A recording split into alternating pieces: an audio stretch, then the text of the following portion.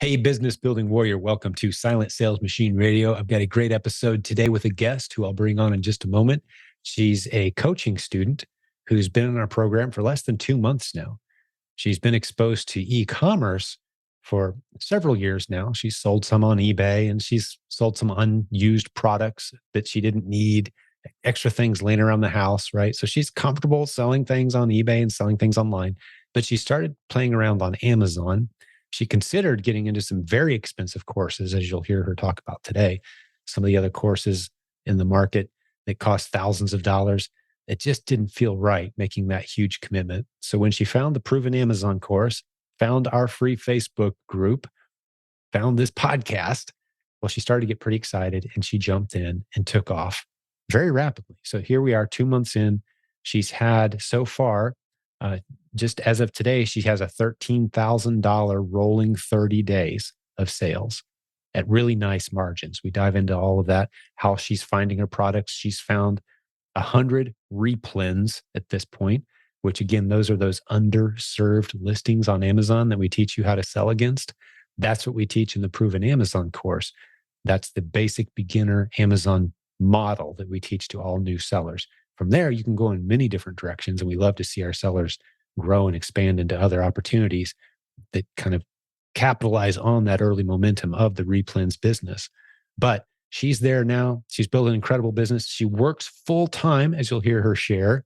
She's got a full-time job, but in the extra hours that she has in her week, she, along with the help of her son, who's helping her label and box up the products that she's buying, they've built an incredible business very rapidly.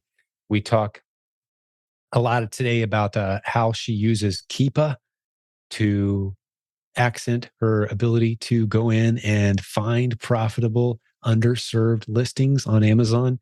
If you're interested in hearing more about what Keepa is, what it does, go back and listen to podcast episode 369. You'll find that very helpful. I think you'll want to keep in mind, too, the fact that this is a very new student. Again, I can't emphasize that enough. This isn't someone who's been doing this for a year. This is someone who's been at it just a few weeks, as you'll hear her describe. And she reports there's days where she finds 20 profitable products. Not every day. She also expresses some days are frustrating and I sit there for a few hours and only find a couple profitable products, profitable listings that I can sell against. So she's very realistic. She's very transparent. I think you'll appreciate that and hopefully you'll be encouraged by it. Well, let's jump over. I think that's a sufficient introduction for our guest today. Let's jump over and meet Stephanie Corrao. Let's enjoy the interview together. So, Stephanie, welcome to the show. Thank you. Thank you for having me. Great to have you here. Looking forward to get to know you a little bit. Let's get into your story. So basically, back in, I've always wanted to kind of sell on Amazon for a while. Like you've known, my job is very demanding. So having the extra time is very hard. But I knew that I just kind of had to just start. I mean, I've sold on eBay. I've had an eBay account since 2007, but like little things here and there, just, stuff that I couldn't get rid of, stuff that I had around the house. And I just, I sold it over, the years. So I said, you know what, let me jump into this Amazon. I've always seen like the sponsored ads, like on Instagram, all these, I guess, gurus, they call them. And I couldn't even tell you the amount of YouTube videos I watched. And I'm not a big YouTube person either. And watched a few of those people offering these courses for $5,000, $10,000. I'm like, what? No way. Like, that's not, I would, that's just crazy. So during like all my Googling searches, basically, I found the Proven Amazon course. And what attracted me right away was I'm like, all right, it's $29 a month. I'm okay with losing $29 as opposed to $5,000, $10,000. So I joined the Facebook group, which has been phenomenal. Like in the beginning, I was just a lurker, and I would search the questions that I had because I wasn't like really into it. So I said, let me start, open up my Amazon account. Opened up my Amazon account, did the verification, the whole thing. August 27th is when it was completely opened. So not even 2 months ago. No. And just from watching the courses that I've actually watched, because I am a hands-on learner, I cannot watch courses and learn anything because I am so fast-paced that if I'll lose like the whole track of everything that I just watched, and then I'd have to go back and watch it again. So for me, it was hard. But I did grab some tips. I actually, before I got the coaching, I actually learned more just from the Facebook group.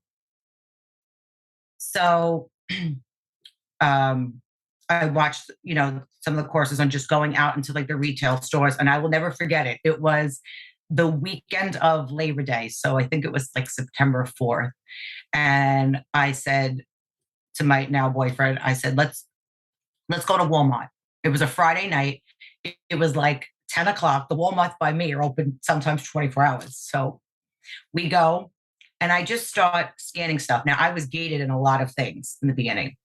So I just thought, I'm going down the aisles and I'm just thinking of stuff that I would purchase either for my son or myself, and what people would kind of like buy. Like before I even get into it, I am probably one of the biggest Amazon shoppers in the world, and I buy everything off Amazon. So I'm like, all right, so what would people buy? Like, what do I buy on a monthly basis, on a weekly basis? So I'm going down the aisles, and I just picked up some like toys, like kids furniture stuff. Like I bought a wastebasket and stuff that I wasn't gated in. And I spent maybe about $100. And I bought some Halloween stuff. I said, oh, this will probably go. So I listed all the stuff that night. And now this is before I even stepped into FBA. I said, I'll do this myself because I was familiar with it with eBay. Right. You were going to ship it yourself, basically, Yes. was the plan. Right. I didn't know much about FBA at the time. So I said, sure. I'm just going to jump into it. Like, I'm just going to jump into it and I'll go with the flow. Good for you.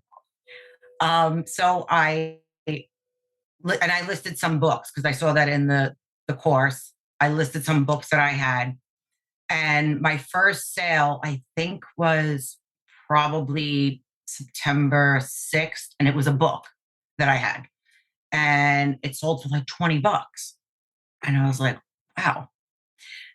I shipped it out. And I was so excited with that first sale. Like, I was like, wow, this is great. This actually works. I was like, oh my goodness. Like, it was great. And it would like come up on the app, like the cha-ching or whatever it was, the noise. And I was so excited. Then the stuff that I bought in Walmart was selling. And I was like, oh, wow, this is the greatest story though. So the Sunday of Labor Day, I had a wedding. And I had bought like maybe 3, I think, waste baskets.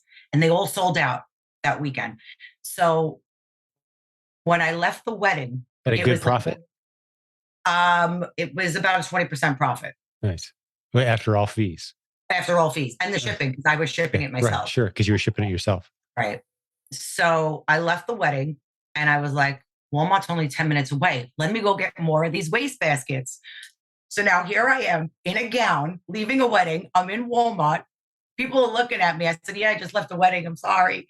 And they only had 3 in stock. So I took them. I sold them that week. They were gone. I was like, okay. So now I was getting like the, I guess, groove of how this works. Yeah. But it really, I mean, I don't know if that would be a replen because it's not something people are like something that people, but then again, I'm like, I don't even know what a replen is at that point. At that point, you had no idea. You just knew that there's potential here. I mean, you bought a few items based half on instinct and just scanning a barcode, which are skills all of us can learn in 30 seconds. And you were getting results. You just kind of randomly scanned a few barcodes, went kind of on instinct even, and found those first few items.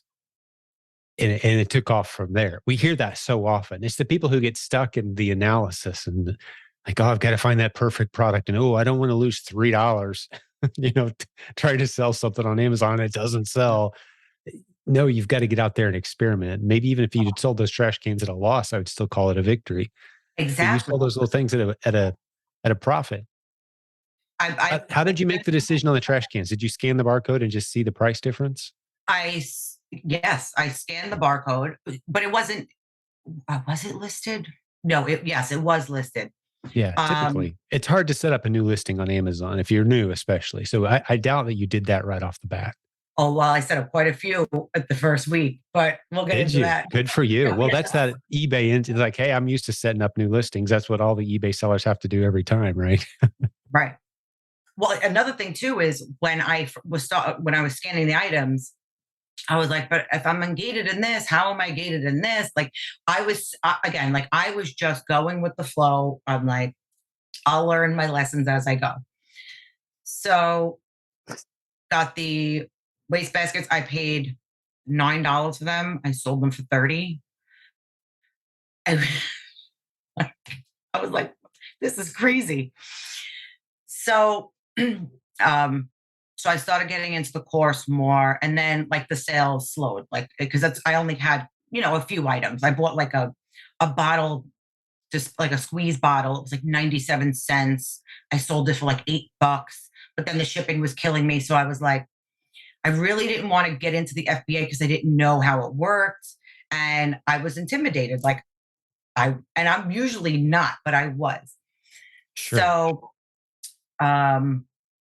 I had, I forgot how I got reached into with the coaching, but either somebody reached out to me or I think I reached out to somebody on your team, and I said, I'm interested in the coaching, and then I had the call with, I forgot her name. I'm not good with names. Deborah, maybe? Deborah. You said her name. Yes. I think we've only got one lady on the phone right now at the office. Yes. And she was so helpful. And, she told me how it works and everything else. And I was like, listen, I was like, I need this. Like, I'm not going to go and be successful if I don't know what I'm doing. And watching the courses over and over isn't going to help me. So I decided to sign up with the coaching. It was probably mid-September. About a month ago. Yeah, definitely a month ago. And then I went forward with the coaching. I set up my first call with Gail. And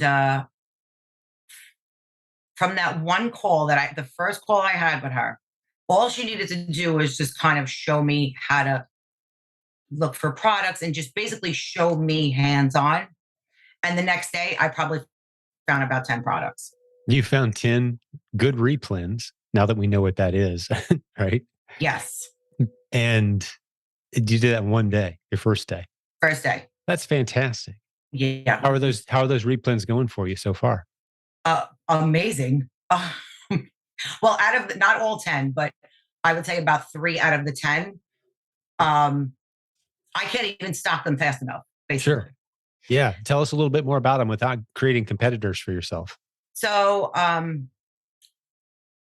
I found a grocery item, basically. It was a 2-pack, but thankfully I haven't gotten any of the GTIN issues on that one. I did get it on a few other listings, but I sold out of those. So I said, all right, well, let me try this. So I bought 5 to test. And after I got off the phone with my coach, the next day she told me how to do the FBA, and she's like, definitely do it. So yeah. I had bought like raises, and I didn't even care to make a profit on them. I just wanted to use it as like a test run. Sure. And I bought them, I bought 10 of them. So I said, you know what? I'm going to send this. I already have them. I'm going to send them into FBA. That next day, created the shipment, sent them in, which, by the way, they just got checked in yesterday, that first package. Since then, I've sent out about 30. But even just to break even, I just said, I just want to get the feel of it. So the next day, I found this product, one bundle, which was great. I'm selling it for $20. I pay it's like 5 and change. Just like $6 I'm paying for it. Sent them in. It took a while for them to get checked in, but all 5 of them sold out in an hour. 1 hour. Like, 1 hour. I was like, wait a second. What are you making? $8 net profit? I'm guessing kind of approximately, right? I keep my profits anywhere between, like, some of them are 20, most of them are 30 and above. But like when I first started, I kept them 20. Some of them were like 15 because I was just going with the flow. This one is about 20%. So I'm like, okay, now I got to get more. Thankfully, Fresh Direct, which is right near my house, they deliver them the next day. And there's no max. Like, I came across a lot of stores that I buy from. There's like a max 12 or a max 10 that you can buy. So buying them every day, there's no max. So they literally, that store is no max. So you're sourcing locally, local retail stores, having some of it delivered online. But it's coming from a local store. Yes. Okay. So you haven't really ventured truly into OA online. Oh no, I have. Have you? Okay. Yeah, this was just the first one. We're just getting rolling. Oh yeah, that was like, it was so easy. Like, I was like, wow. And they delivered it right to my door. Yeah. I gave the guy, a $5 tip. I was like, thanks, and that's how I've been buying that product. They literally deliver it right to my door. Like, the truck comes, the refrigerated truck, it comes, it drops it off. And that's been like one of my greatest products. A refrigerated truck. You're not selling a cold item, are you? No, they just come in a refrigerated truck. I got you. Okay. So I was like, okay, so now I know. So then I started, that was the second day after I spoke with my coach. So now every day I've been taking, like, I would get all my work done for my daytime job. And I'm like, all right, I'm going to keep like a few hours just to source. And there are days where I can source and find 20 products, but I'm telling you, I am putting in the work. It's not happening in 20 minutes. Right. There are days that I am doing sourcing for 5 hours. So when people, like, just when I see people like, oh, it's easy. It's not easy. Like, no, I'm going to be, it's not. You'll never hear that from me. It is not easy. And there are days that sometimes I don't finish my work till 6 o'clock. And then if I know I have nothing to do at night, we'll have dinner, and then I'll go back on my computer, and I'm there till 10, 11 o'clock at night. This was in the beginning because I was so, like, gung-ho to find the products. Yeah. I just wanted to keep sending in products. Yeah. So the first week, I'm going to say, I was sourcing probably like 5 hours each day, even on the weekends. Found a lot of products. How many do you have now? Total replens? Whether they're good replens. I mean, right now I have over 100 products listed. The ones that are selling profitably, or have sold profitably, are selling profitably for you. How many would you say? Probably about 50. Yeah. Yeah. That's great. Yeah. That's tremendous. And you're a couple months in, tops. Not even 2 months. Yeah. About a month into the coaching program. Yeah. That's tremendous. Well done. That's outstanding. Thank you. You're very serious about this. I am. What is remind me again, I read your bio and I've forgotten. I apologize. What's your work and how many hours are you doing? You're full-time?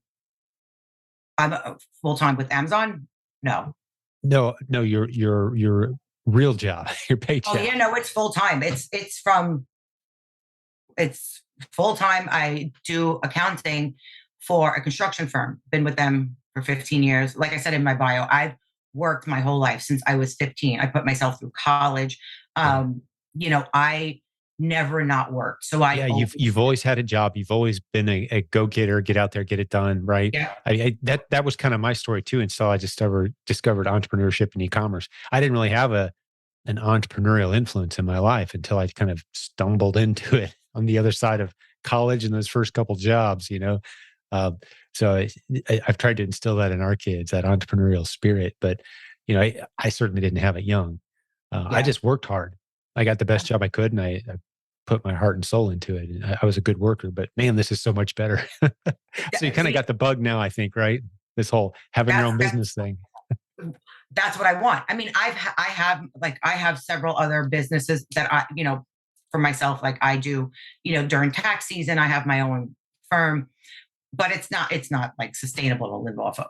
But it's again, I've always had my hand in something else. Like I have multiple streams of income, but not enough to survive on Yeah. if I didn't have my regular job. Yeah.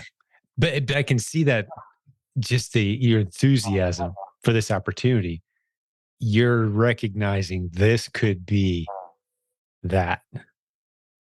That's what I want. And like one of my questions for you was how do you, how do I can't even explain it. Like I know I can do this. I just have that doubt where, well, with the sales going up and down, is it ever going to be enough for me to live off of as I live now? Mm-hmm. I'm not going to, I do make a great salary. So I know that like, I have to work quadruple to make it, and doing it both my job now and this, it's a lot. Yeah. I would love to dive into that. Let's keep going with your story. We'll make that the first question we kind of hit as after we've kind of unpacked. That gives Yes. me some time to think through my answer too, because I know a fair amount of what I would say, but I want to think it through a little bit with you. But let's keep going with your story and we'll jump into that question kind of Okay. a next segment, right? So So let's keep it going. You found about 100 replens. 50 of them are profitable. You're doing all the work yourself. You're sourcing primarily locally retail stores. You're having some of those things delivered to you. yes, I'm Right. doing a lot of online arbitrage.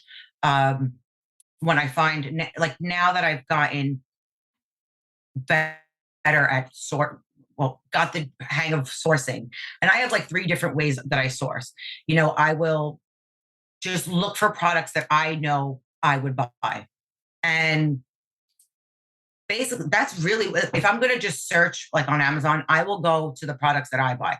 And then I somehow go down like a rabbit trail. And then, Of um, research. yeah, I will. Why don't you talk me through that? Because there's going to be some people who are right now where you were a couple months ago, not even like their basic understanding. If someone said, "Hey, go find a profitable product," they might just go look like, "Hey, here's the stuff I like," and just try to sell it. Okay. Right. So, what is a replen? Put it in your words. I like challenging, especially new students who've kind of been through the paces a little bit.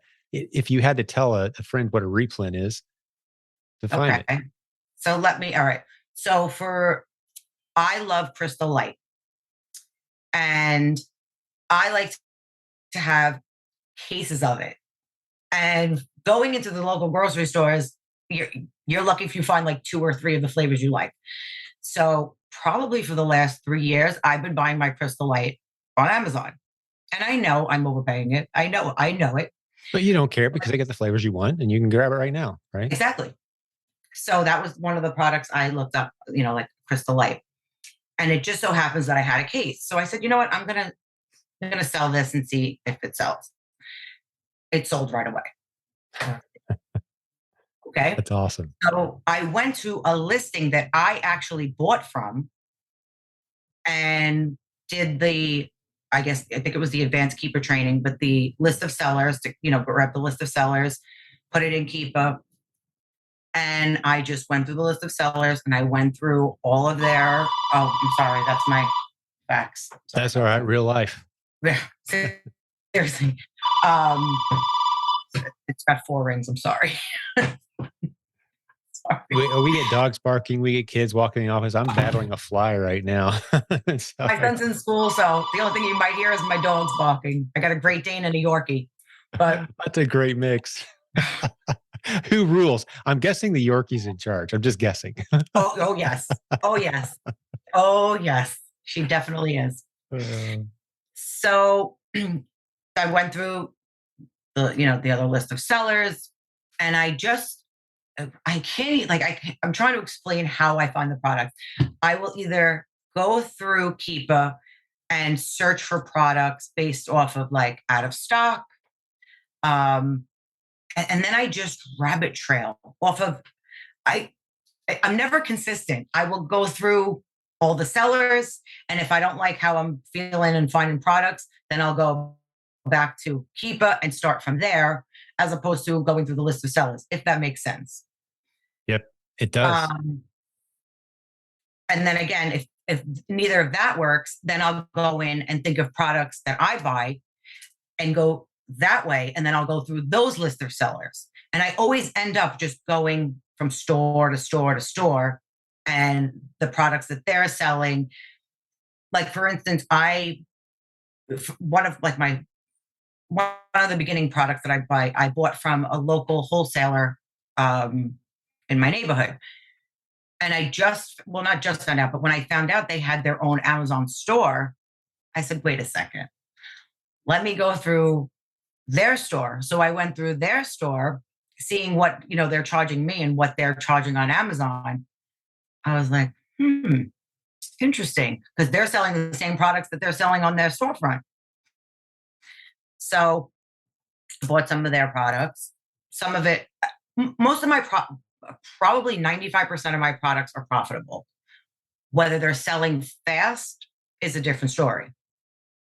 So let me go back. When I said about 50% of my items are profitable, right, all my items are profitable. They're just probably 50% are moving quickly. Have a nice velocity of selling at least a handful per month. Oh, yeah. Oh, right. Yeah. Yes. Yeah, which is kind of our definition of a good replen. So let me just fill in the gap a little bit if someone's new and they're listening to this and like, what are they talking about? Replen, Keepa, what is all that?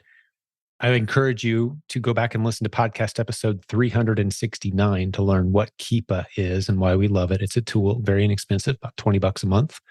No matter where you live in the world, it's going to help you identify what we call underserved listings. I really like that terminology. Does that resonate with you as I say it, Stephanie? Underserved listings on Amazon?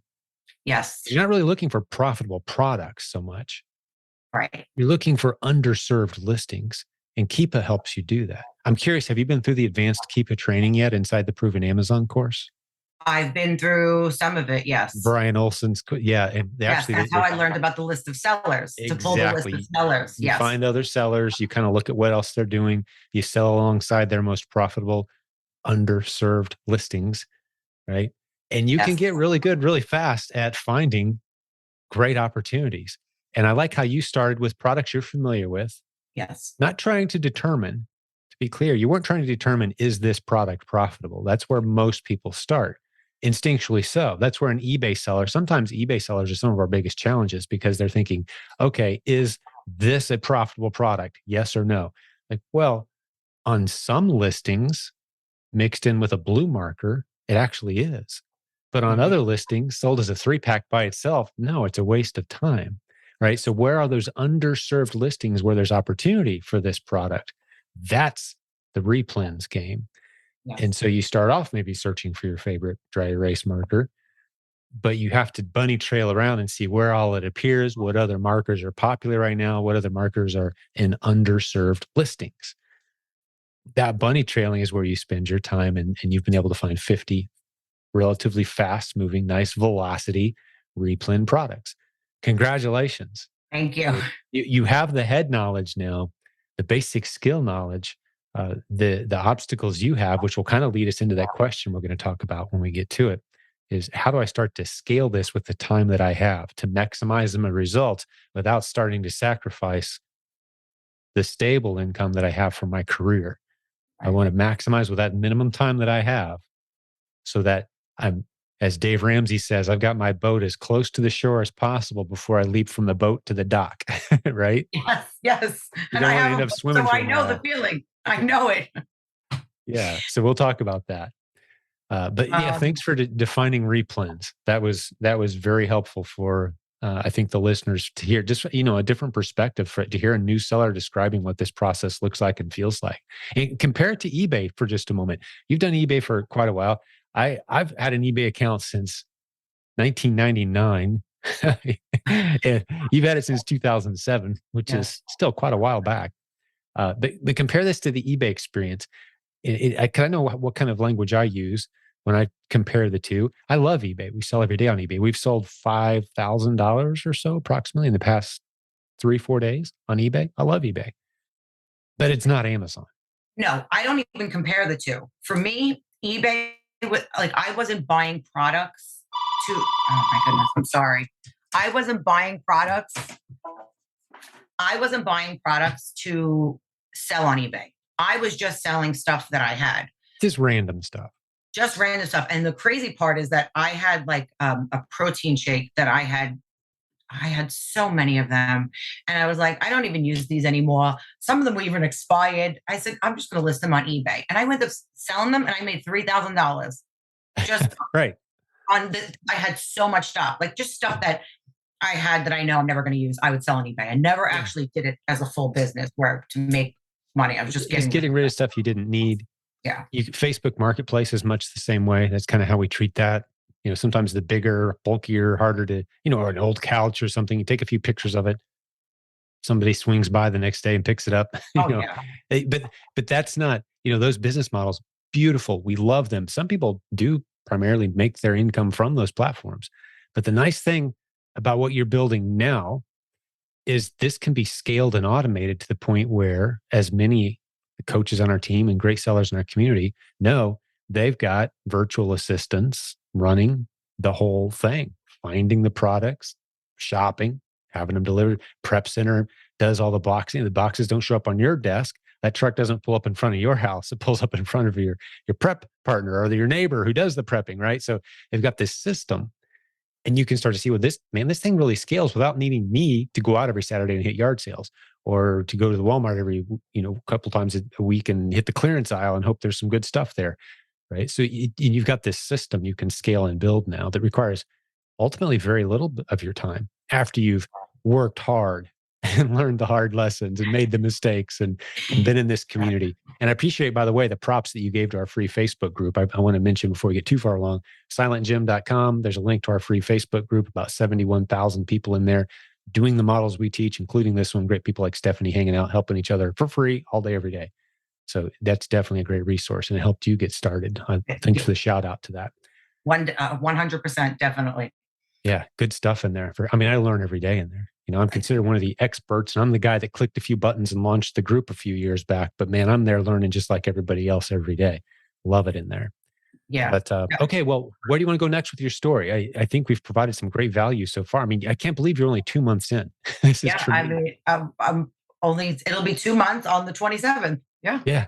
So we're not there yet. So yeah, that's fantastic.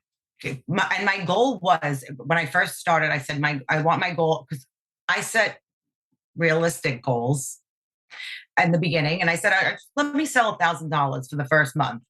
And then, here, we'll get into my next story. I want to sell $1,000 a month. Then I hit a lot of obstacles going into this because, again, I was just kind of trial and error, I guess you could say. I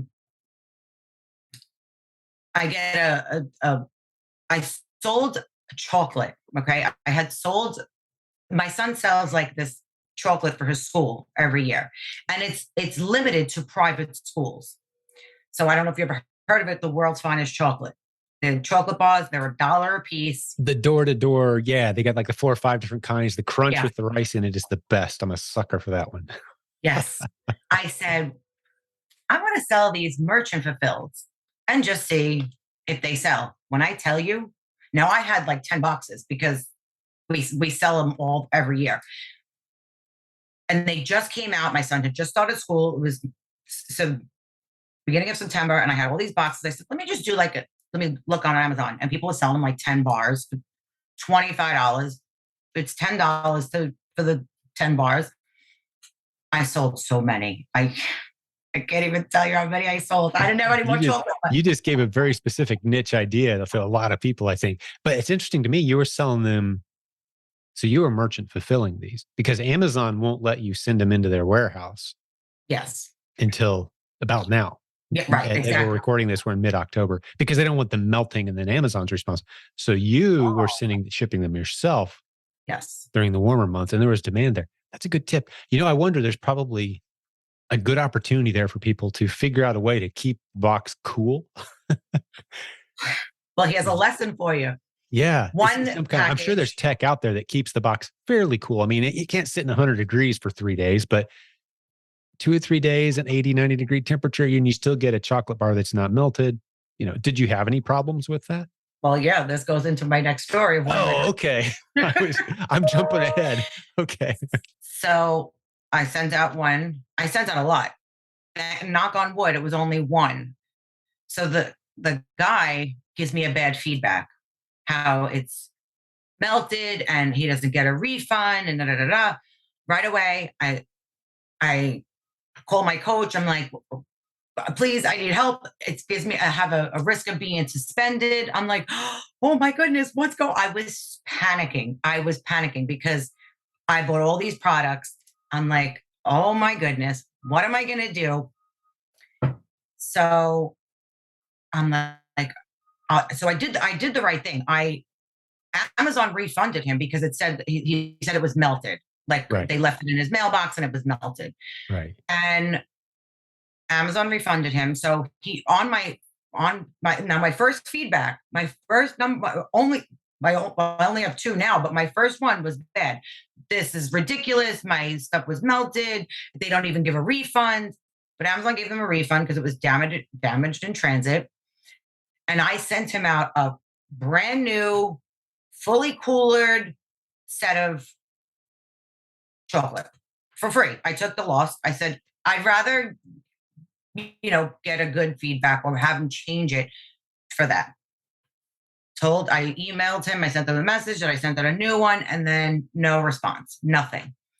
So I just responded back on my feedback, sorry that this happened. I hope you enjoyed your free of charge chocolate and your refund. Thank you for doing business. And I just left it at that. Guy never responded. I already knew where this was going. And I had to deal with it. But now I got this alert, the suspension alert. So I was panicking. Finally, it goes away. Then I get another alert. Because of that feedback, my order defect rate was like 2 point something. Right. Way too high. Right. It was way too high. Yeah.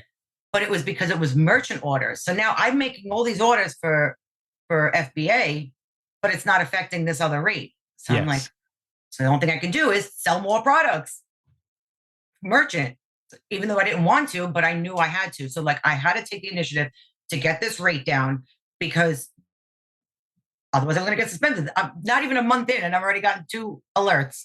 Yeah. And those alerts are so scary. They word them as if they're going to send Amazon agents to your home and torture you and take away your. Yeah, they're scary, aren't they? They were so scary. The first one, I was panicking. I'm like, I have all this inventory. What am I going to do? What if they suspend my account? The second one, I kind of knew already, like they weren't going to do it right away. I just had to take the bull by the horns, and I was searching for out of stock products, merchant and FBA.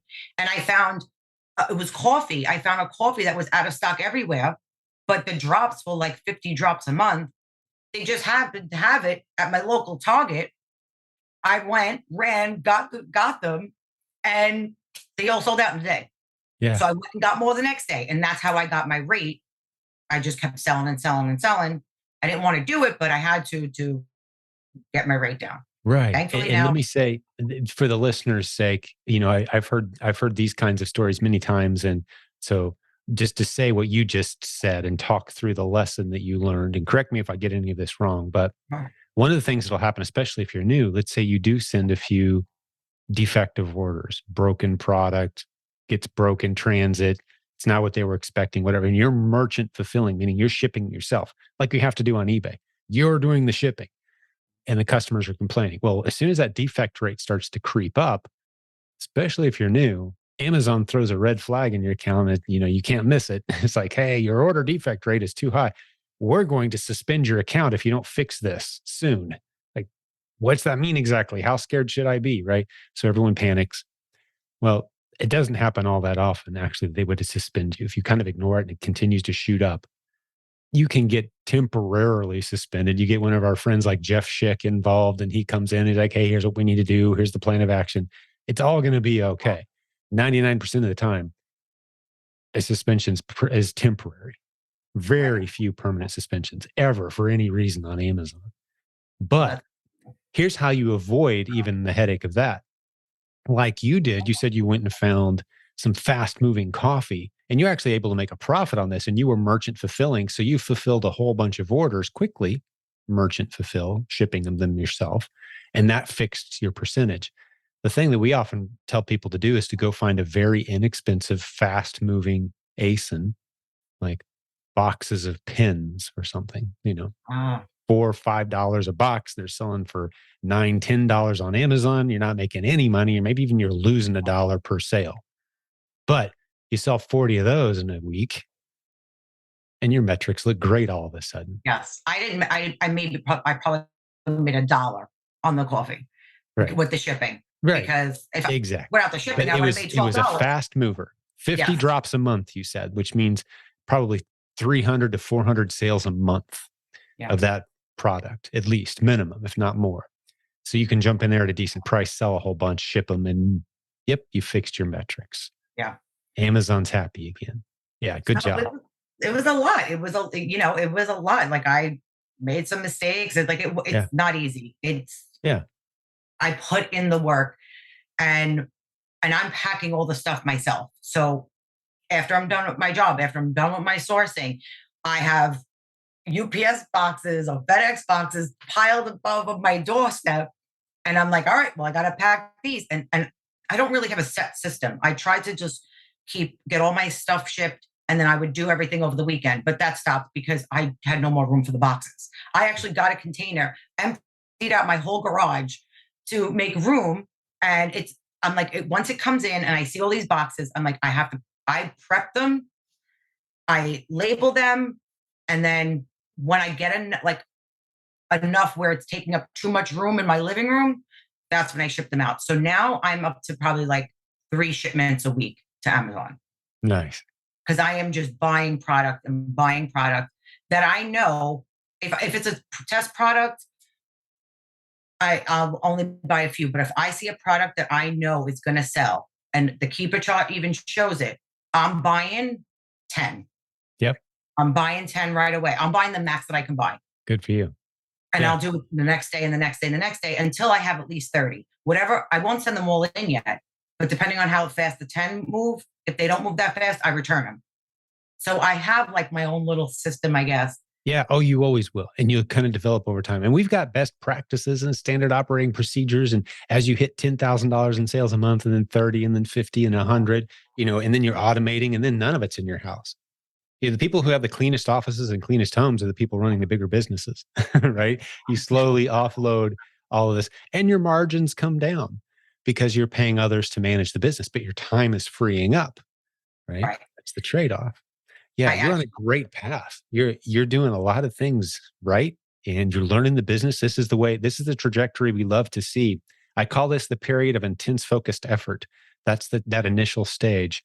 Some people want to skip that and just say, okay, I want to just write a check and somebody else does all of this. No, that's not how it works. You're not going to develop the proper instincts to manage your team well, to know when you're making good decisions as the leader. No one's going to care more about your business than you do. Right? I mean, you deal with business owners when you do taxes. Have you ever met somebody who has someone in their life who cares more about their business than the business owner? No, it's on you. It is. You've got to know how this thing works. It's funny you say that because all the time that I was spending on sourcing, I had to ask my coach, I'm like, should I get a VA? And I even answered my own question. I'm like, you know what? No, I shouldn't. And the reason why is because not that I like to spend all that time finding the products, but I know I can find more products than a VA. Like if a VA is sending me 5 a day and I can find 15, for me, it's not that it's not cheap. I mean, it's not expensive. Yeah. I'm not saying I won't have one in the future, but right now I know the way I'm sourcing and the products I'm finding. And I know I don't have to go and vet them. I know what it's weird. Like, I'll find more than a VA right now. Absolutely. And I would encourage you now, if you're still saying that same thing 6 months from now, we'll have to talk. You're Right. 2 months in. Yeah. Do the work, set a high standard, show your VA or whoever it is that comes in next to start doing that part. Like, hey, here's what I typically do. I want you to get to that level. I've been doing it this way for a while now. What I do works. Right. And maybe just to stay on that topic for just a moment, because I want to get back and finish the chocolate story. I'm just curious. But the Proven Replens VA program, we call it the PRV, provenreplensva.com. That's where we train virtual assistants to search using the strategies that we teach around here. The same thing we teach our coaches and Proven Amazon course, but we teach people to do that for you. So you can hire them. You pay them $4 an hour. They live in the Philippines typically, where $4 an hour spends like 25 to 30 US per hour. Tremendous job for them. And they do nothing but find replens for you. Now, we are expanding that program actually right now, where they start doing many other things besides just that for you, but they work only for you. Okay.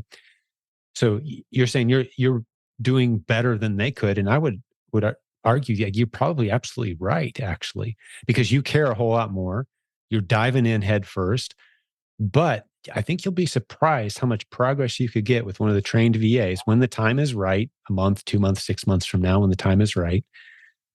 And you show them how you source. Like, hey, this is what I do. This is where you just film your screen. You use a program like Snagit, I like, or Loom. There's some other where you just record yourself. This is how I look for product. This is what I'm doing. And you send that to your virtual assistant and they study it and they look and you slowly replicate yourself. Oh, yeah. And now you've got somebody, you wake up in the morning to 15, 20 replens based on the strategy that you could have been doing while you were sleeping, but you weren't because you were asleep. And you've got this person who's very capable and qualified, right? But that is the fun / challenging part of this business. But that's the big light bulb moment. Once you're able to find replens and you kind of start to see them everywhere, it's such an exciting thing. It's almost an addiction to it. I can lose myself in hours of research anytime. Yes. Thank you. You took the words out of my mouth. You took the words right out of my mouth. It is like an addiction. And I wait for the moment where if I don't find like 10 in an hour, I'm like, all right, it's time for me to stop. I'll restart tomorrow. But if I'm finding them and it's been 5 hours, I'm not stopping until I find a dead one. It's almost, Stephanie, it's almost like that. I've got a couple video games. I don't play a lot of video games. I got like a golf game on my phone I'll settle into in the evening sometimes. And that little, innocent dopamine hit, it can very easily become an addiction. Be careful, especially guys. Like if you're spending more than a little bit of time every week on video games, you're wasting the best years of your life. Please stop. But that little thrill of the hunt and that achievement and that little gold star, where it's that, except you're building your financial future. You're actually establishing an income stream in a business that's going to change the directory and trajectory of your family's income, right? But it's that same kind of thrill of the hunt challenge. You're finding new little $5, $10, $20, $50, $100 a month income streams just sitting there. Yeah. And it becomes discouraging. There are days where I'm like, oh, I only found one. And, it's like, all right, what if this happens again? And I get discouraged. I'm not even going to lie. I do. Mm-hmm. And I'm like, all right, I just stop for the rest of the day and restart tomorrow. That's the only way I can actually get out of that whole like little rut where I'm like, oh, I'm not finding anything. Yeah. And having talked to and coached a lot of people who have been at the stage you're at and then gone on to do great things, I just want to encourage you. You're coming across to me, at least, as a very, type A driven, get the job done. I measure the quality of a day at the end of the day based on what I got done that day. Like you really hold yourself accountable to that day's results, right? Yes. Yesterday doesn't matter. Tomorrow's not here yet. What did I get done today? Yes. And that mentality, while it serves a very useful purpose and it keeps us driven, and motivated and forward focused, you need to look at your trajectory. Like if we honestly charted your trajectory, where were you 2 months ago or even 3 months ago? Where were you a week later, and we just took a week at a time, or even we'll be able to 3, 4, 5, 6 months from now, we'll be able to look at a month at a time, right? So look at the movie. A day is a snapshot. Let's look at the movie. Let's watch the whole, you get so much more information out of the the timeline of a story developing. And if you look back over your shoulder and see where you were, even a month or 2 months ago right now, and then you play that trajectory forward, that's very encouraging. You can have some bad days. You can have some rough moments. You can have some bad weeks. You can have some down months. But what's the trajectory of what we're building here, right? What are we characterized by becomes important. Because and here's the main point of what I wanted to say, hopefully to encourage you, is especially those of us with a driven type personality, we ridiculously overestimate what we're going to be able to cram into a day. We do it to ourselves all the time. All the time. But we underestimate even more dramatically what we're capable of if we maintain this slow, steady, comfortable pace in the right direction for, say, 6 months or a year. We underestimate where that's taking us. And so we need to spend some time thinking about it that way. Like, even if I only maintain this barely acceptable standard for myself on a weekly, whatever that, 10 replens a week, let's say, where am I in 6 months from now? What are the numbers of that business? And even if I wait 6 months to hire a virtual assistant, where am I a year from now? Even if I wait to offload some of these prep challenges that I'm facing, that getting the stuff ready, piling up in my garage, what's this look like as I take these small, steady steps in the right direction 6 months or a year from now? And those numbers are phenomenal. I've seen it play out over and over again. And it's such a stable business model too. Oh yeah, for sure. So I say all that to encourage you. Yeah, no, it's definitely encouraging, because I did in the beginning, I'm like, I'm going to find 20 replens a week. And then I was driving myself crazy. And then I just kind of was like, all right, well, however many I find is how many I find. That's just the way it's going to be. And the only thing I will say is that if I have items that like just came today, just say, and they're all sitting in boxes in my living room, I am going to prep them and I'm going to label them by the end of the night. That's it. Like that is what I hold myself to every single day. The velocity of your inventory. Absolutely. Yeah. And you are in this stage of intense focused effort. And the people that get burnt out in this business, they stay in that period of intense focused effort, doing it all themselves. You've got about 9 months or so where you can do that. I've seen people go a little longer, not many. They're superhuman. That you've got to get some other people in there. Yeah. The people I am looking into a prep center now, because a prep center, or even a neighbor across the street, single mom, some extra time on her hands. Anyone can put stuff in a box and tape and label, right? I mean, you can train someone how to do this stuff in an hour or two, and they're competent. So, whatever solution you come up with, but just getting that help in that allows you to free up to do the things that only you can do, doing the parts of the business that bring the most profit. And typically, I don't know if you've heard me say this before or not, Stephanie, but the thing I encourage most people to do the first hire is someone else who's as good as you are at finding more profitable replens, going out and finding new revenue. That's the first person you should hire for any business. That's actually, you do accounting and the books and record keeping for small businesses. I would say that for any business. If someone's like, I'm swamped, I got to bring in some help, I need help, who's that first person they should hire?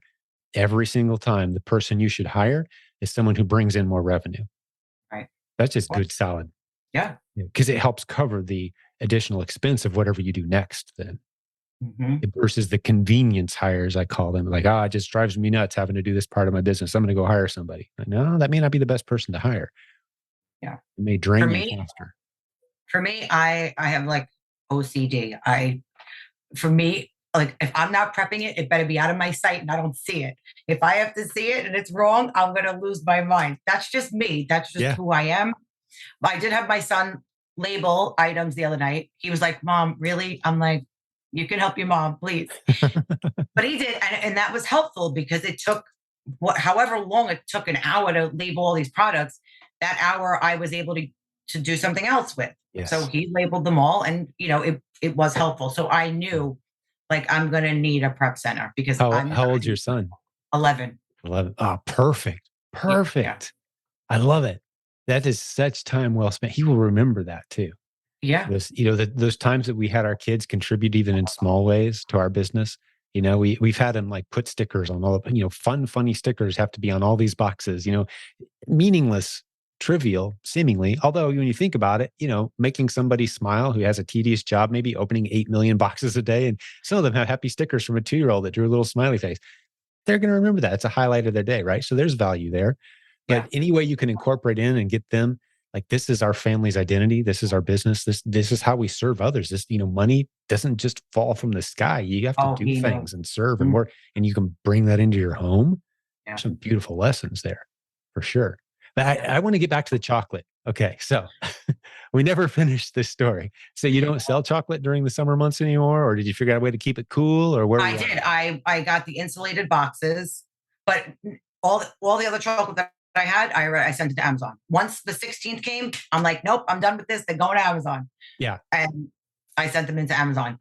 Are they still selling well for you now that chocolate is back in season? The world's finest chocolate, I don't know yet. They're still in receiving They're mode. on the way. We will know soon. We will know soon. I just sent them, the other day. Yeah. Well, my theory is, regardless of who hears this and who can get their hands on those things, that everybody sends chocolate in about mid-October because it's chocolate season again, and your Amazon will fulfill it for you. But during the summer, if you can crack the code of shipping it yourself and keeping it cool, there's probably something there. Oh yeah, for sure. I knew that there was always going to be that chance of it being melted. But the crazy thing is, I'm in New York. All of my orders are California, Washington. I'm like, you see where the demand is. Yeah. For all this chocolate. Right. Like, maybe they don't have it on the West Coast, but they certainly have it on the East Coast. So it's just another thing to think about. If something is local, and I know they're all over I'm assuming they're all over all the states, but something just to think about when you're finding a product. If you have something that's limited to where you are, try to use that to your advantage. Oh, that's the reason why I posted them. Absolutely. One of our first coaching students has built an incredible business. His name's Barrington. He lives in Jamaica. And at the time, I mean, this is a coming up on a probably 10, 11-year-old story at this point. But he was one of our coaching students in Jamaica. And at the time, the only job opportunities he had on the island were basically getting into utilities, working for the utility companies, or tourism. That's it. The only other thing Jamaica has is coffee farms. Coffee, that's one of their main products, right? So they've got these coffee plantations. And so we said, hey, is there any coffee that's there on the island that maybe you could send into Amazon just to test? It jumped forward in time now. He's like the coffee king of Jamaica. He was sending so much in. These coffee companies are saying, we don't know how you're buying so much of our coffee. Would you please tell us? And he's like, I'll tell you if you'll let me keep doing it. Yeah, right. Exactly. Yes. And all he was doing was putting labels on.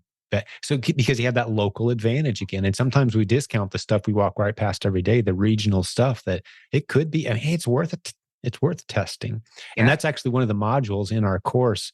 The Proven Amazon course has a module in it called PPP, Proven Product Partnering, that describes just that, where you find brands and you help them get onto Amazon on their own account. Because eventually, if you start selling a lot of their product there, they're going to notice. So why not set up a partnership with them and benefit from it long term? And you can be their eBay expert. That's what the PPP is, Proven Product Partnering. Some people do just that model because it diversifies, and you're getting paid a percentage of multiple Amazon accounts. Right. It's a beautiful model. But we're bouncing all over the place, but I think it's a very useful episode, hopefully for you as well, Stephanie. Yeah, I am all over the place. I could do this for hours. This is how I roll. We can just jump all over. And I feel sorry for people who are trying to take meticulous, bullet point list notes on these things. It's like, how do you note this thing? It's little tips here and there, though, that really propel their business forward. Yeah. So where do you want to go from here? I think you've got us pretty much up to date, right? Yeah. I mean, right now, was it Sunday? Sunday I hit 10. Today 10,000? 10,000 was for a rolling Sunday. 30. Yeah. Congratulations. Thank you.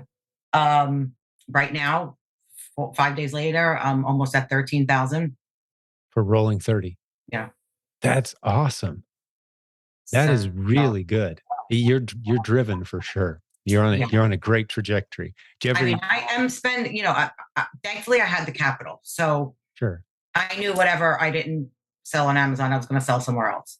Yeah. But just from the 10,000, I think my cost of goods sold was about 4,500. I'm sorry, your what was 45? My Oh, your inventory cost of goods sold. Right. Right. Yeah. You're an accountant bookkeeper. I forgot. You've spent about $4,500 on inventory. You've got about 10,000 in sales, and you've still got a lot of inventory sitting on the shelf Oh yeah, as well. You're probably rolling what, about a 25, 30% net margin? 30%. Yeah. There you Yeah. go. Yeah. Fantastic. So Well done. it's working, and I keep doing it. Today I was like, I'm talking with Jim. I'm not going to source. I'm just going to get my work done. Yeah, well, I did. I found 3 products this morning. So I was like, You cheated. You got it. No, that's beautiful. I love it. Yeah, I can't help it when we go new places, if we go with a family trip or something, a vacation, and I'll walk in and I'll see an unusual store and like, I'm gonna go take a few pictures. I can't help myself. Take a few pictures of the shelf, send it to our VA, do a little yeah, I mean, research. it's, I just, here's another tip for others. When I see a look like a sale, if I get an email like Walmart or Target or is having like a rollback sale, and Never Walmart. You never notice Walmart doesn't do that. Walmart does the app does Well, it. they'll have, yeah, they will have like clearance at seasonal stuff. They'd mark their prices up and down, but yeah, not as aggressive as like a place like Target or Kroger or some of the others where you can just like clean up. Well, here's a great example, and I'm knocking myself in the head for it. But they had the Keurig, the single Keurig Walmart, right? They were $89. I saw them listed for like 150. I said, all right, fine. This is the greatest story. I buy 6 of them because they only allow you to buy 6. They sell out immediately. Then I get I think it was on the app. The Keurig machines went down to, and I paid $89 for them. They went down to $49. Now I bought every color. I'm like, $49. I bought all the colors, the different colors, the same ones that I bought and sold already. So I returned the $89 ones I returned them that were already sold. Right. And I got the rest for 49. Right. Sold out of those immediately. Still selling them for 140. Yeah. So now Walmart raised their price. Walmart is now at 140. When they were originally at 89 down to 49, now they're 140. So my point was, if you get like a sale, it doesn't have to be from Walmart, it could be from anywhere. And you're like, wow, that's really cheap. But you see that it's knocked down $50. Go and check it on Amazon, see what it's selling for. If you see it's profitable, buy it, buy 2, buy 3. There's no reason not to. Right. Yeah. I call those the Easter egg opportunities. Yes. You never know what you're going to get. They happen. Take advantage of those opportunities. Absolutely. There's some people who stay just in that arena and do quite well. That Easter egg hunt, knowing like, hey, I better go clear the shelf. This opportunity's here today, gone tomorrow. Get it while you can. But the REPLENS model is so much more boring and tedious, and it is slow building. But it's nice because you can step away from it and it just rolls. Right. You could take 3 or 4 days off and do nothing, and the sales just continue right on rolling through. It's pretty amazing as you build the momentum of it.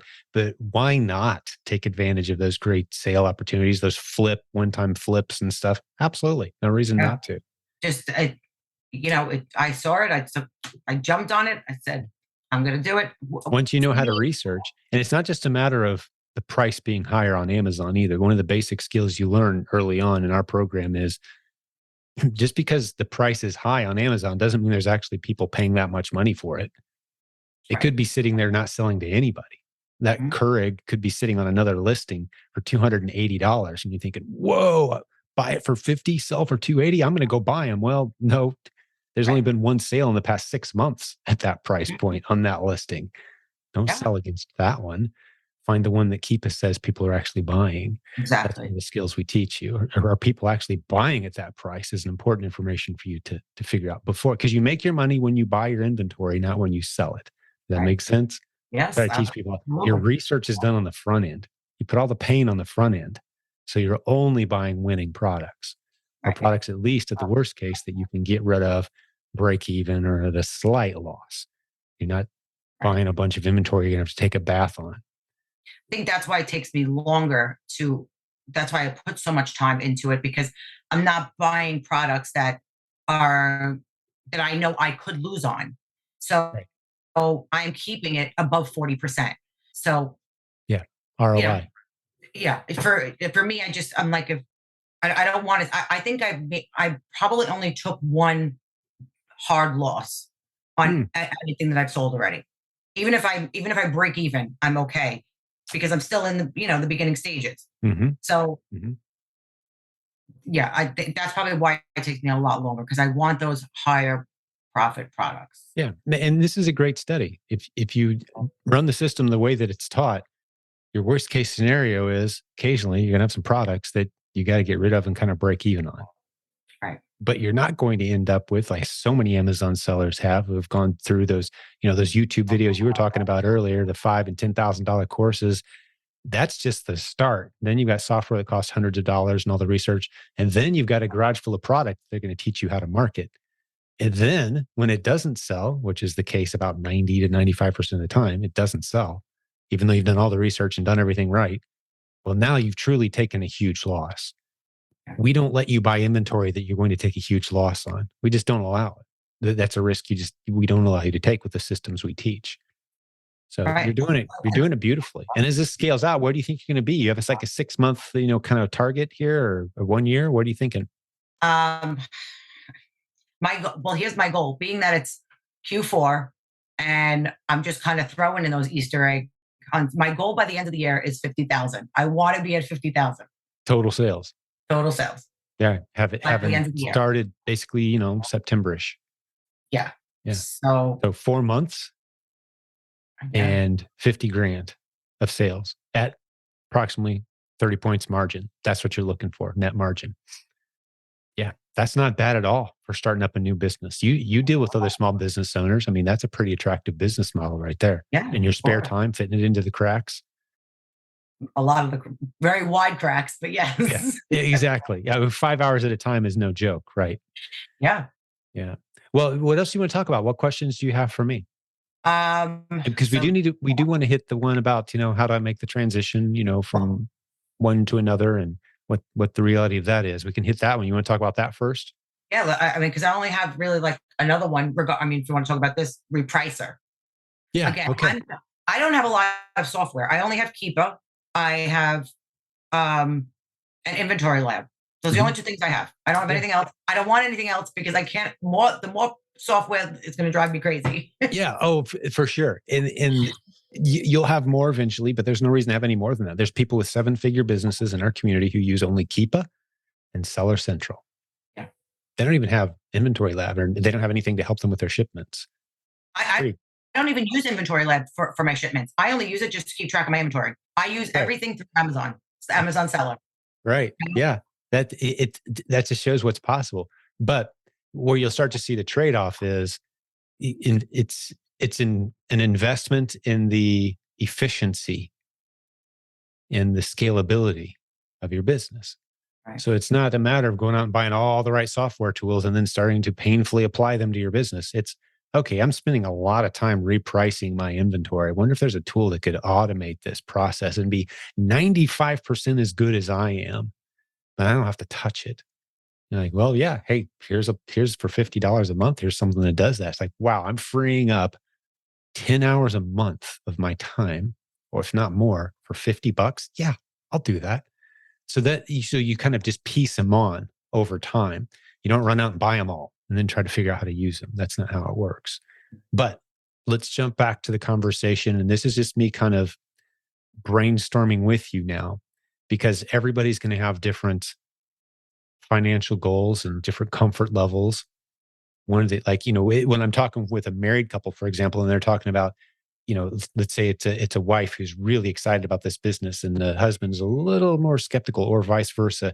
Like, have you ran it past your spouse? How many months worth of stable income do you want to have in the bank? And when it's just you, ask yourself this question honestly: how many months worth of stability do I want to have in the bank, easily accessible, before I make a leap? So it's an amount of time that translates into a dollar figure, right? And so you can do the math and think, okay, I've got 6 months now. I can, or a year, or whatever that comfort number is. So that's one thing I would encourage you to have in place. The other thing I would encourage, and this is kind of a human nature thing, but we're far better at transitions than we are about sudden changes. And actually, even some of the most brutal military leaders in history have applied that knowledge to human nature to really do some terrible things. The whole frog in a pot kind of, have you heard that? Yes. Well, you can use that in a positive way too. Yeah. You drop a frog in a pot of boiling water, and supposedly, I've never seen it done, they'll jump right out. But you turn it on and heat it up real slow over time, and they won't even know, and you've cooked a frog. You can use that in a positive way too with this transition. Are there any creative solutions where you could slowly transition away from one? Hey, I'm thinking about maybe going part-time a few months from now, or, I know you guys need me. I don't want to drop the ball on you. Just some open conversations. Although I would warn you, when I tried to have those kind of conversations with my last employer, they were very friendly during the conversation, but they weren't friendly the next day after they discussed it. They fired me. So, you can't always pull that one off easily.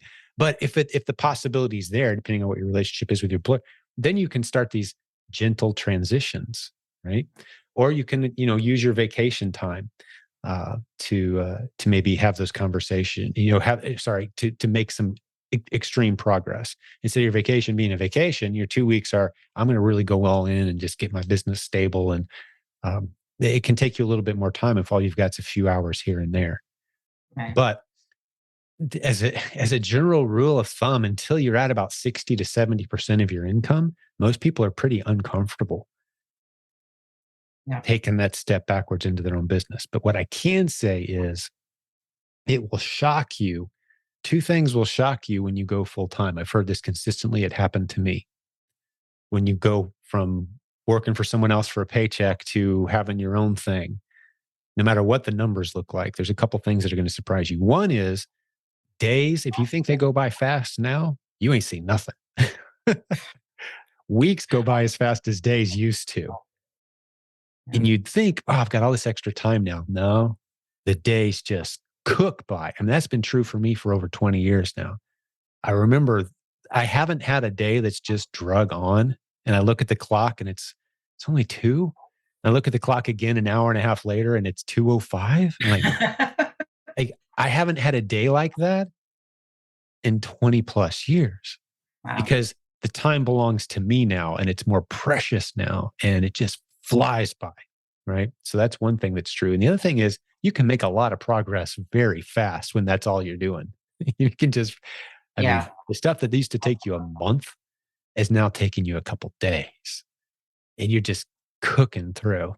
And so now you're having to make decisions such as how much time do I spend focused on learning versus doing?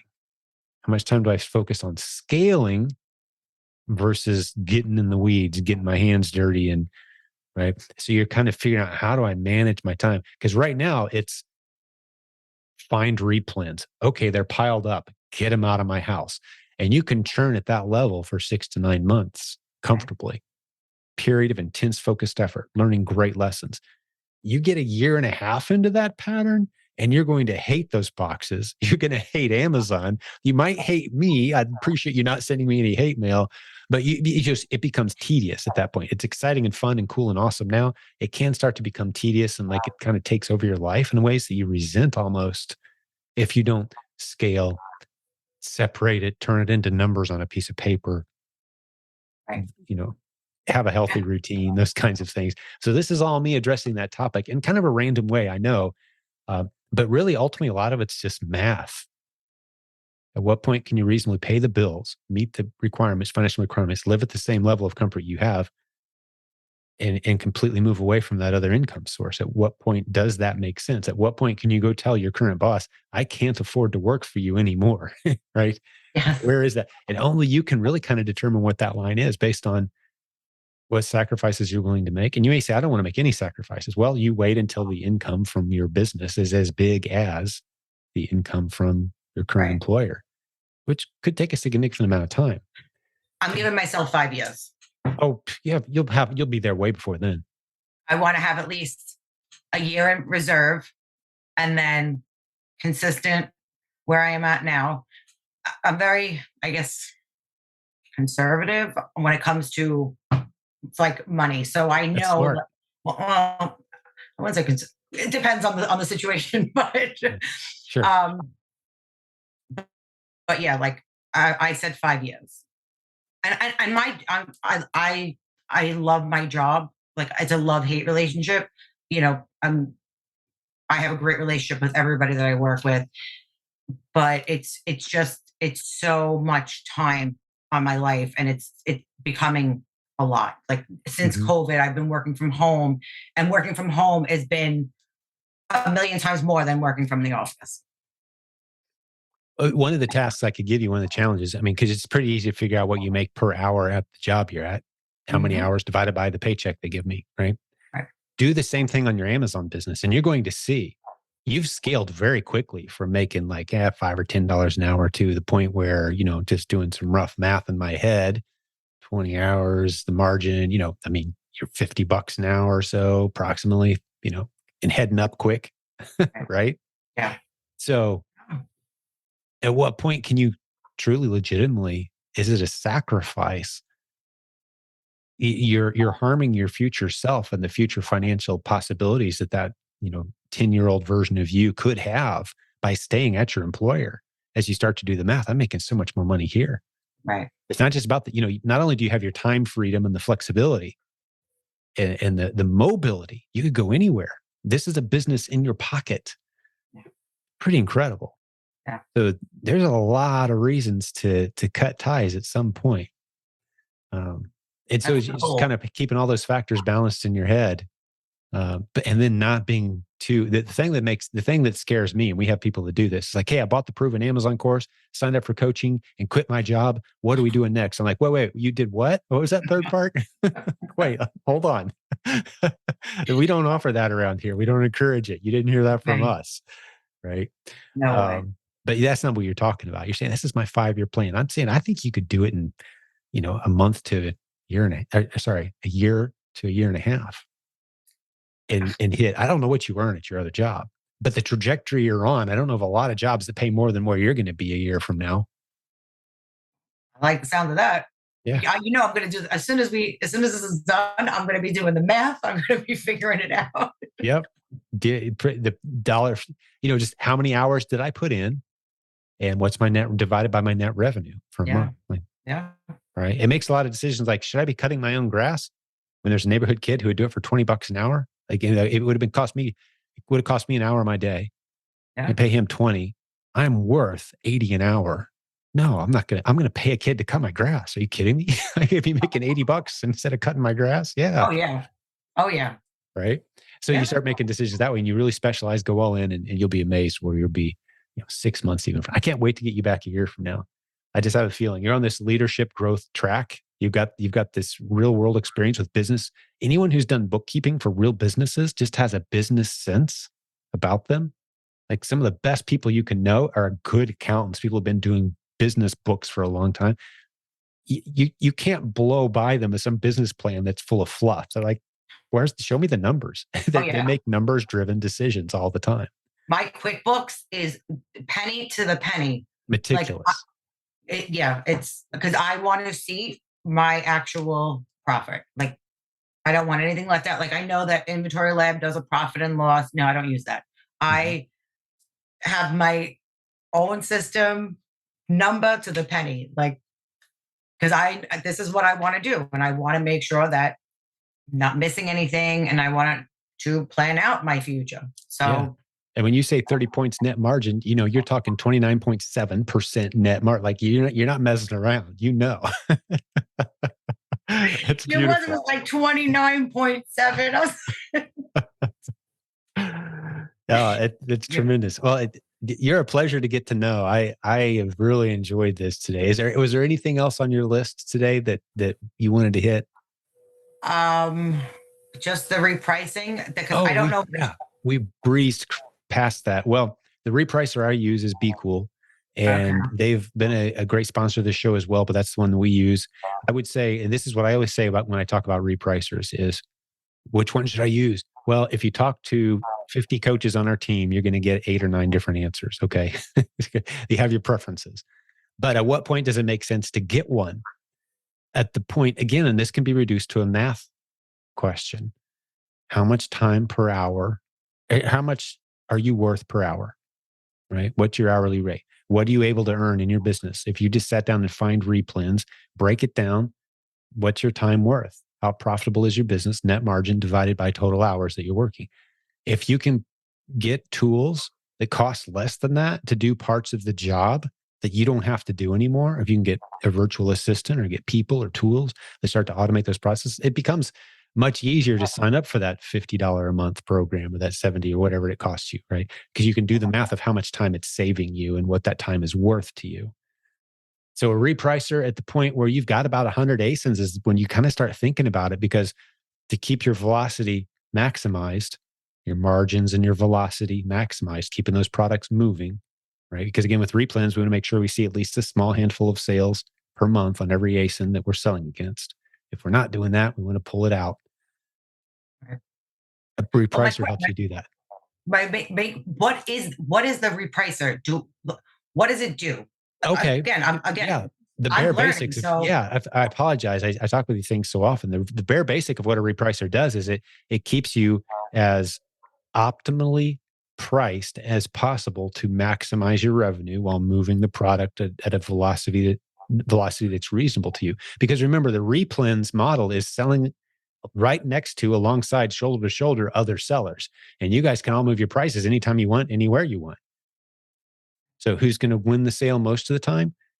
Well, this could be a whole episode, but it's not always the lowest price. And I strongly encourage, especially new sellers. I say all the time, people who haven't sold $10,000 in a single month yet don't know this lesson. And many people who have, like, you may not have heard anyone say this as clearly as what I'm about to say. And this is on the topic of repricing. This is on the topic of how do I strategically price my inventory. The example I like giving is, let's say you find an ASIN. It's dropping 40 times per month, which means it's selling 300, 400, 500 times a month.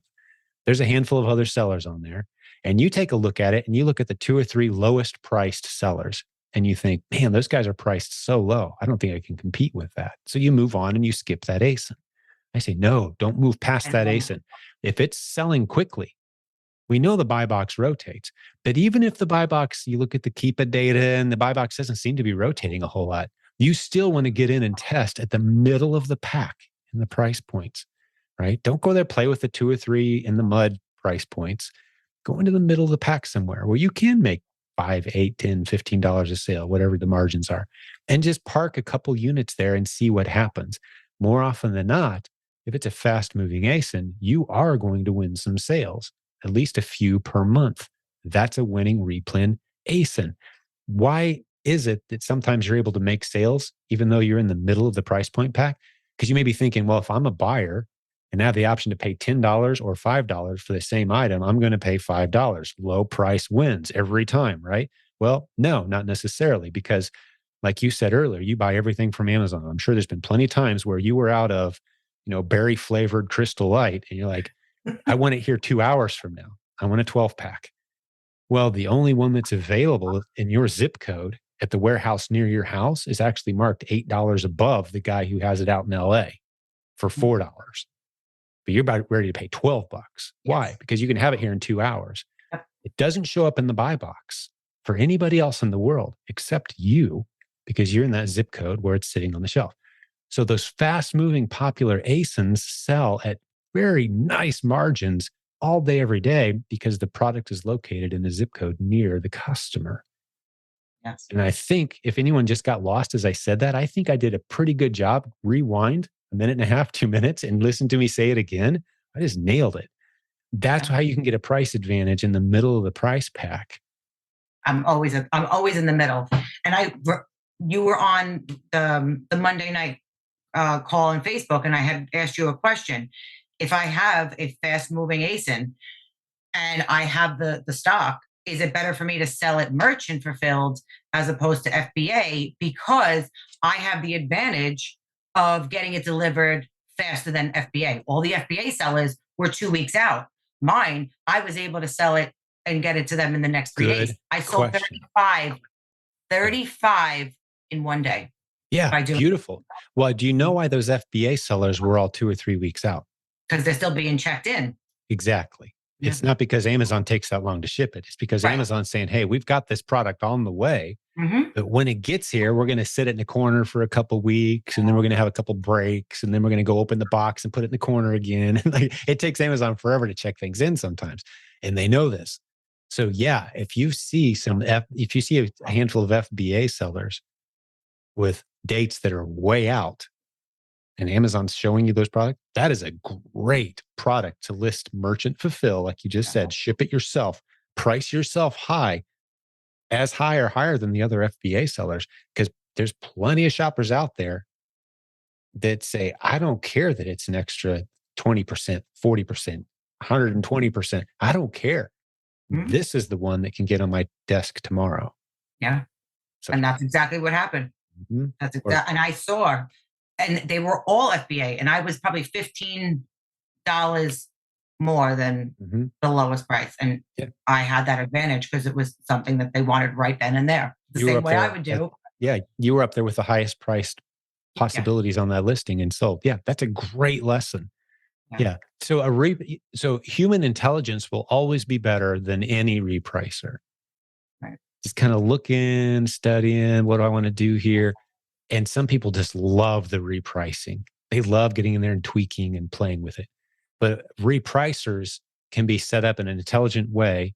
And there's multiple different, if you kind of like diving into the weeds of setting up different rules and like, okay, here's my bottom price, here's my top price. But if there's no other FBA sellers, shoot me to the top. If I'm the only FBM seller and there's FBA sellers that are all out of stock, raise the price. You can start to build in all those crazy rules like that. And so it's doing what you would do if you were sitting there meticulously checking all of your products all day, every day.